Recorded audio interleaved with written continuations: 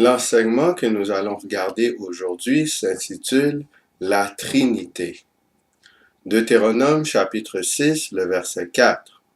Écoute Israël, l'Éternel, notre Dieu, est le seul Éternel.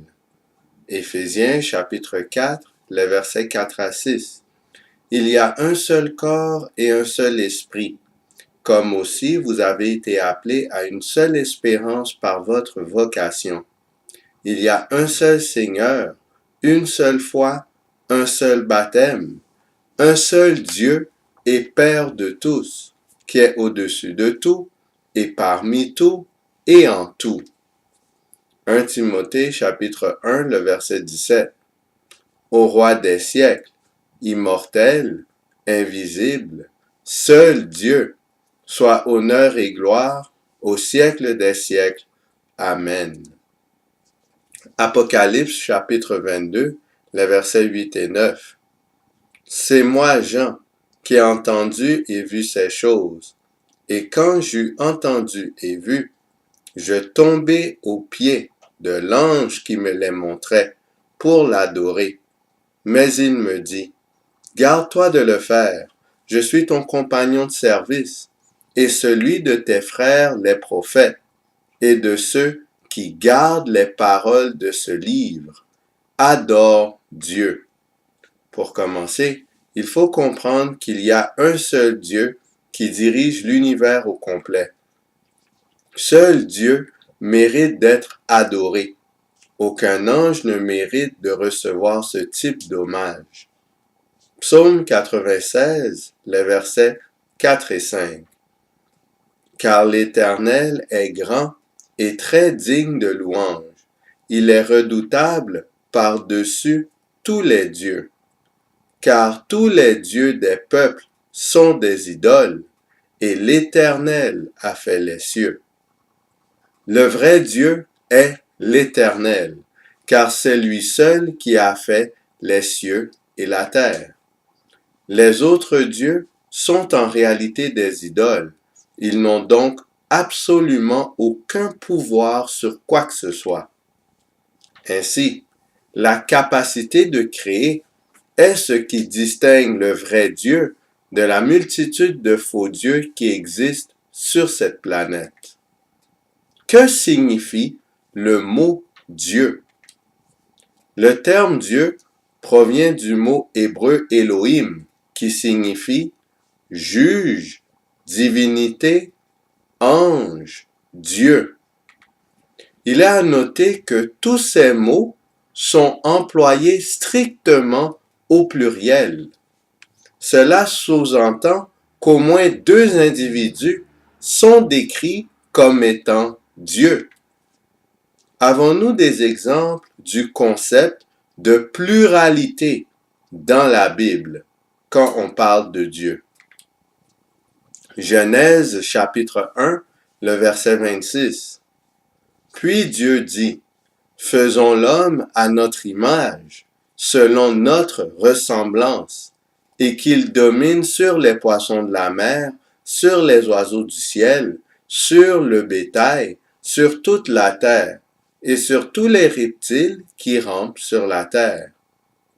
Genèse chapitre 11, les versets 6 et 7. Et l'Éternel dit, voici, ils forment un seul peuple et ont tous une même langue, et c'est là ce qu'ils ont entrepris. Maintenant, rien ne les empêcherait de faire tout ce qu'ils auraient projeté. Allons, descendons, et là confondons leur langage, afin qu'ils n'entendent plus la langue les uns des autres. Nous avons deux exemples concrets où Dieu emploie un langage indiquant une pluralité de personnalités. Lors de la création en particulier, Dieu, Elohim, dit « Faisons l'homme à notre image, selon notre ressemblance ». Dieu s'est adressé à un autre individu et cet individu avait aussi la capacité de créer, vu qu'il a participé à la création de l'humain. Clairement, Vu que Dieu est le seul être capable de créer, il doit y avoir au moins deux individus qui font partie de la famille de Dieu. Genèse chapitre 1, le verset 27. Dieu créa l'homme à son image. Il le créa à l'image de Dieu. Il créa l'homme et la femme. Le premier mot homme provient de l'hébreu Adam, qui signifie être humain. Le deuxième mot homme provient de l'hébreu Zakar, qui signifie mâle. Ainsi, Dieu a créé le genre humain à son image, en créant le mâle et la femelle, une famille. Pour que l'humain soit pleinement à l'image de Dieu, il est donc nécessaire d'avoir une pluralité d'individus.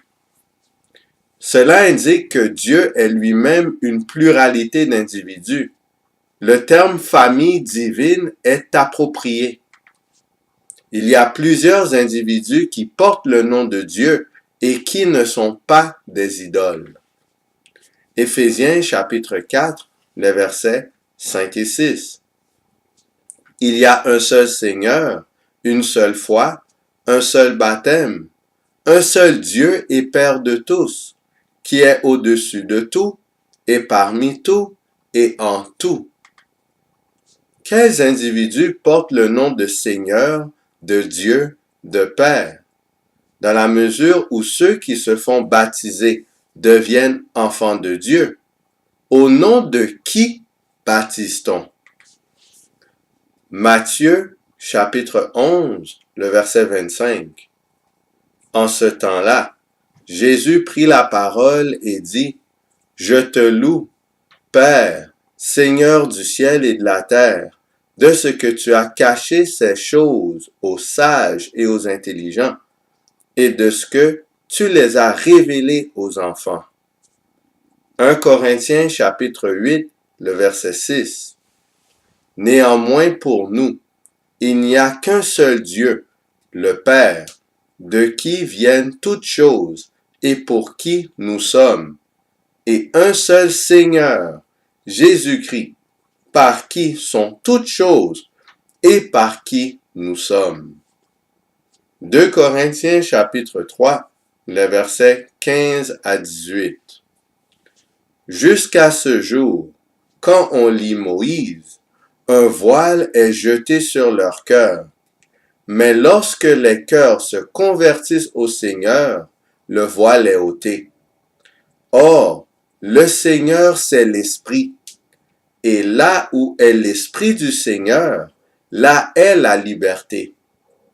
Nous tous qui, le visage découvert, contemplons comme dans un miroir la gloire du Seigneur, nous sommes transformés en la même image, de gloire en gloire, comme par le Seigneur, l'Esprit. Le Père a le titre de Seigneur du ciel et de la terre. Jésus-Christ a le titre de Seigneur par qui tout existe.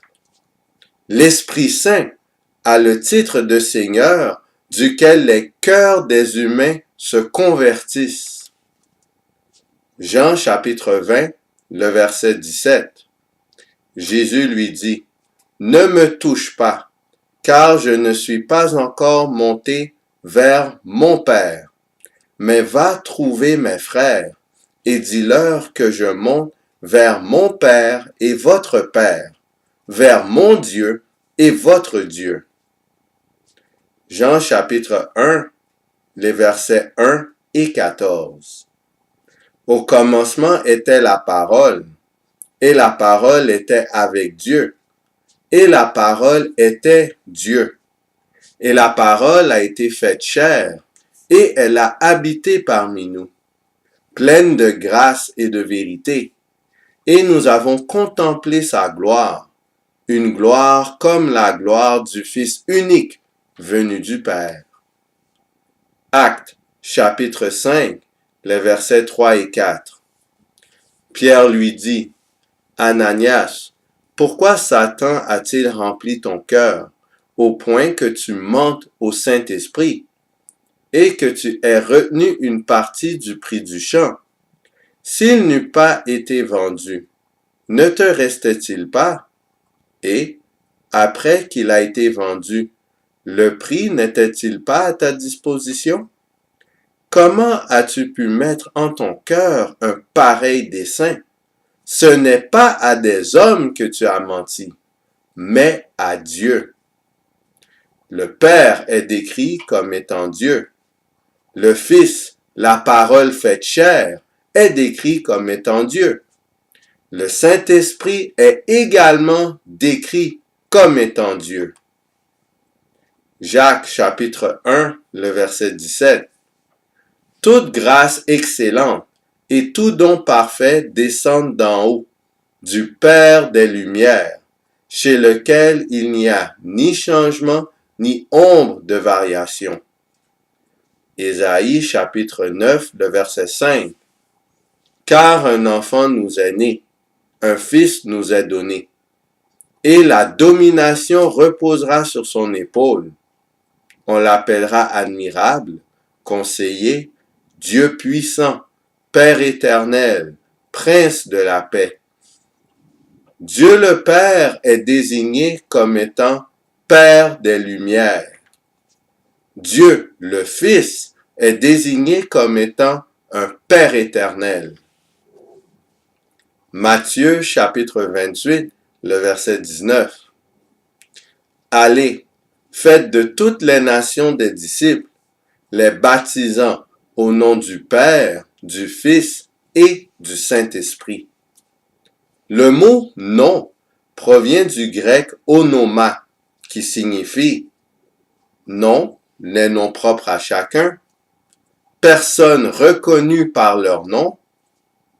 Le nom est utilisé pour tout ce qu'il recouvre, tout ce qui est pensé ou ressenti quand il est amené à l'esprit par sa mention. En entendant ce nom, en s'en rappelant tant par le rang, l'autorité, les actions, etc. Ainsi, quoiqu'il y a un seul baptême, le baptême est effectué selon l'autorité, le rang et les actions de trois individus, le Père, le Fils et le Saint-Esprit. Ces trois individus ont des noms, des identités propres à eux-mêmes, distinctes l'un de l'autre. Ces trois individus sont trois personnes distinctes, reconnues par leurs noms distincts. Ainsi, on a une famille divine, composée de trois personnes qui opèrent en parfaite harmonie depuis l'éternité. Dans les prochaines études, nous regarderons chaque individu séparément, le Père, le Fils et le Saint-Esprit. D'ici là, qui allons-nous choisir? Est-ce qu'on choisit le camp de l'agneau? Est-ce qu'on choisit la famille divine? Ou est-ce qu'on choisit le camp du serpent, la famille satanique? Que nous soyons et demeurions des enfants de Dieu, afin que nous recevions le baptême du Saint-Esprit et qu'au nom du Père, du Fils et du Saint-Esprit, nous puissions rentrer dans la Canaan céleste. Que le Seigneur nous garde.